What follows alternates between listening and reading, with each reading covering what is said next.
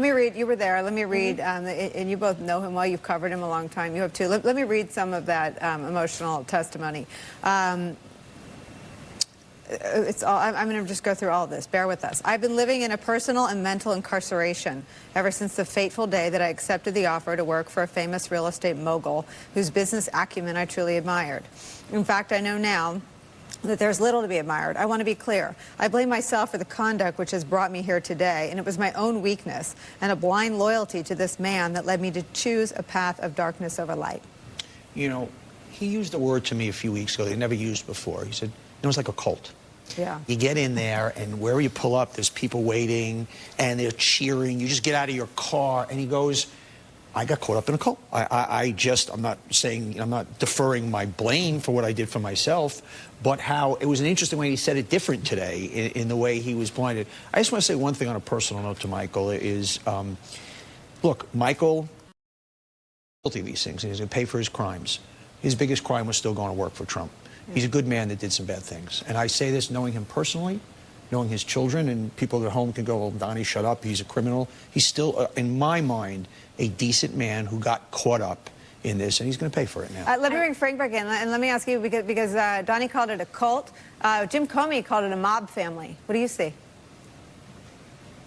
Well, there's close similarities between a cult and a mob family. You know, look, if you study cults, you understand that the focus is on one person, his beliefs that he issues from his value system, and then you look at the ability to get out of that cult unscathed, and we're seeing that you don't get out of the Trump cult unscathed. And the other thing is you put aside your own values and your value system, and you supplant that with the leader's system.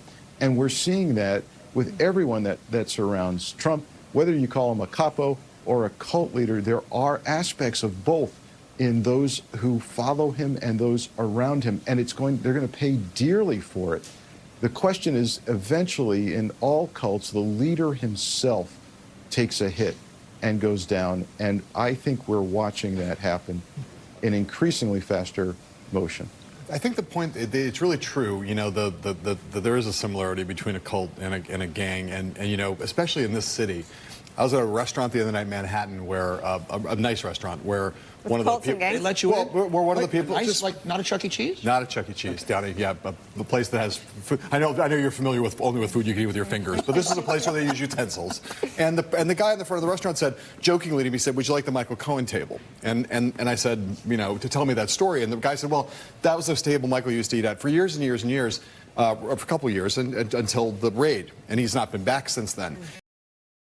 That moment, I had this image of Goodfellas, of Ray Liotta and the table being put up in the front of the restaurant, and that incredible, incredible tracking shot, and that moment when Ray Liotta says in the movie, from the time I was a young boy, I wanted to be a gangster, and this kind of the cult of gangsterism and the kind of glamour of it in the city and the seductions of it and the things that Michael Cohen is talking about, the cult of Trump, the cult of criminal enterprise in New York City is a very seductive thing. And if you're a guy like Michael Cohen, you get sucked into that. You get the money and the power and the excitement and the glamour and the tabloid headlines, and it all happens. None of it forgives the crime. Doesn't excuse it. None of it forgives the crime. Trump is seduced by that. Correct. Right. Exactly. And he's a low-rent kind of two-bit version of it, but all of it's very seductive, and you can see how it happens. Again, none of it excuses the behavior. Right. It's all illegal. It's all immoral. He should go to jail. Agreed. But it is a thing that has happened to more than one person who started out as a decent human being in New York City. All right, we're only hitting pause.